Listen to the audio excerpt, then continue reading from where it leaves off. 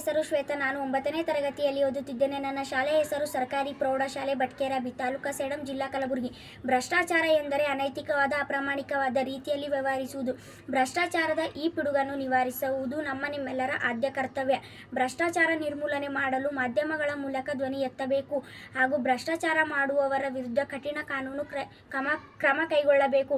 ವ್ಯಕ್ತಿ ತನ್ನ ಜೀವನದಲ್ಲಿ ಸತ್ಯ, ಪ್ರಾಮಾಣಿಕತೆ, ಜವಾಬ್ದಾರಿ, ಗೌರವ ಮತ್ತು ನ್ಯಾಯಯುತ ಮೌಲ್ಯಗಳನ್ನು ಅನುಸರಿಸುವುದು.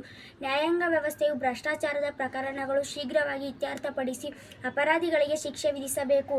ವ್ಯಾಪಾರ ಮತ್ತು ಉದ್ಯಮ ಕ್ಷೇತ್ರಗಳು ದೇಶದ ಆರ್ಥಿಕತೆ ಬೆನ್ನೆಲುಬು. ಇಲ್ಲಿ ನೈತಿಕತೆ ಕಾಪಾಡುವುದು ಅತ್ಯಗತ್ಯ. ಶೈಕ್ಷಣಿಕ ಕ್ಷೇತ್ರವು ಶಾಲೆಗಳು, ಕಾಲೇಜುಗಳು, ವಿಶ್ವವಿದ್ಯಾಲಯಗಳು ಮತ್ತು ವಿವಿಧ ರೀತಿಯ ಸಂಸ್ಥೆಗಳು ಒಳಗೊಂಡಿದೆ.